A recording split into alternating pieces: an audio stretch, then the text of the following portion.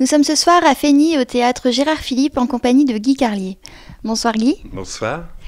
Alors pourquoi maintenant cette envie de monter sur scène ? Moi, je suis venu à ce métier très tard. Je suis venu à 40 ans à l'écriture de chansons. Avant, j'étais dans un autre monde. J'étais directeur financier. Et au hasard de la fermeture d'une des sociétés dans laquelle je travaillais, je me suis demandé, justement, à 40 ans, si je pouvais vivre, comme on dit, de ma plume. Et ça a marché assez vite. J'ai eu de la chance.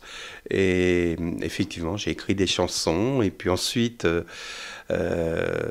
j'ai commencé à écrire des choses plus dans l'humour et Laurent Ruquier m'a repéré, m'a fait rentrer dans son équipe. Et là, ça a été vraiment le début quoi, de la radio. Je passais tous les jours à l'antenne à France Inter et puis après, tout s'est enchaîné. Et après, c'était une succession de rêves d'enfants qui se réalisaient, c'est-à-dire la radio. Quand j'étais petit, j'écoutais Jean-Yann et là, je refaisais après à l'école les sketchs que j'avais entendus le dimanche à la radio. Quand j'étais petit, j'écoutais Johnny Hallyday. Quand j'avais 9 ans, ça a été mon premier disque et je lui ai écrit une chanson. Enfin voilà, ça a été comme ça. Quand j'étais petit, j'ai découvert Frédéric Dard, San Antonio, et puis j'ai épousé sa fille. Et le dernier rêve, c'était de monter sur scène. Pendant des années, j'ai pas pu le faire parce que physiquement, je me sentais pas capable de le faire et tout. J'ai perdu du poids, je me suis un peu mis en forme et j'ai écrit ce spectacle avec François Rollin parce que je voulais quand même qu'il ait une certaine qualité d'écriture, que ce soit pas juste de la vanne ou du stand-up. Et voilà, et donc on a écrit ce spectacle qui s'appelle Ici et Maintenant. Justement, qu'est-ce qu'on peut découvrir dans ce spectacle ? On peut découvrir ici et maintenant, c'est évidemment la durée du spectacle, c'est-à-dire le moment qu'on partage avec les spectateurs. Moi, je me souviens quand j'étais dans mon autre vie d'avant, j'adorais aller voir des concerts de rock ou même des humoristes, Guy Bedos, des gens comme ça, sur scène. Et dès le matin, j'y pensais. Je me disais, mais qu'est-ce qu'ils font là ? On a comme un rendez-vous ce soir. Et j'étais fasciné par ces vies qui fusionnaient pendant 1 heure et demie, puis qui se séparaient à nouveau. Et il y a quelque chose là-dedans d'éphémère, à la fois éphémère et éternel. C'est ce que j'ai dit à la Voix du Nord et ils ont repris ça comme titre et j'étais très heureux parce que c'est exactement ça.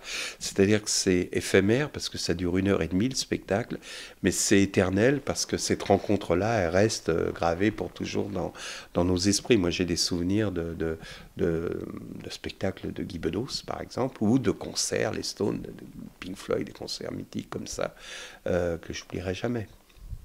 Justement, moi je suis allée faire des petites recherches un petit peu sur le spectacle et il y a une phrase qui m'a marquée, c'est La vie m'a pris mon corps de jeune homme ». Et donc je vois que vous expliquez un petit peu tout ça dans votre spectacle de ce soir. On voudrait savoir si c'est quelque chose que vous vivez un peu comme une thérapie, une confession ou simplement raconter au public votre vie. Non, évidemment, je suis obligé de parler de ça parce que c'est une singularité et puis j'en parle en démystifiant le truc, en essayant d'y mettre de l'humour. En fait, tout le spectacle est un peu basé sur le contre-pied, c'est-à-dire que quand je suis trop dans l'humour, dans un passage donné, je fais un contre-pied sur l'émotion. Et à l'inverse, sur ça, par exemple, pour pas tomber dans le pathos, je démystifie avec l'humour. Dans un domaine précis, du poids, des choses comme ça. Moi, c'est la chose qui m'avait marquée en fait dans le résumé. Par contre, on a vu que vous tourniez dans quelques villes de France. Pourquoi choisir des petits théâtres comme ici à Feigny au lieu de choisir vraiment les grands théâtres des grandes villes ? Parce que c'est un spectacle qui est basé sur la connivence entre le public et moi. D'abord, ici à Feigny, c'est pas un petit théâtre, c'est pas 150 places. Non, mais je veux dire, voilà, à Denain, il y a 3 semaines, c'était, je sais pas, 700, 800 places. Enfin, c'était un beau théâtre d'ailleurs. Et c'est la limite pour moi. Il pourrait y avoir, je pourrais prendre peut-être des salles plus grandes, mais dans ce cas-là, vous voyez, c'est pas un spectacle de battleur. Donc, je suis plus dans dans l'émotion, enfin pas dans l'émotion, mais en tout cas dans le, je parle aux gens comme je vous parle vous, voilà, c'est pas, je déclame pas quoi, voilà, c'est pas la comédie française, c'est pas, donc ça se prête plus à des salles petites moyennes quoi, on va dire. Plus une question d'intimité peut-être. Oui, puis moi j'ai joué donc 3 mois et demi à Paris dans une salle relativement petite qui s'appelle le Studio des Champs-Élysées. Et c'était parfait, comme pour moi c'était vraiment la taille idéale. Et là je découvre des villes que je connaissais pas. Bon, Denain, je connaissais le nom, mais Fény, Maubeuge je connais, Fény je connaissais pas. J'ai joué dans une ville qui s'appelle Trélon, ou Trelon, côté de Chimay, mais je ne connaissais pas non plus. Et généralement, ce sont toujours des bonnes surprises.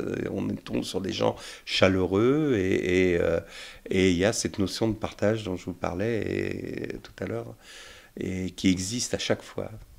Ça vous permet aussi de découvrir du pays donc. Oui, entre autres. Et quels sont vos projets pour les années à venir?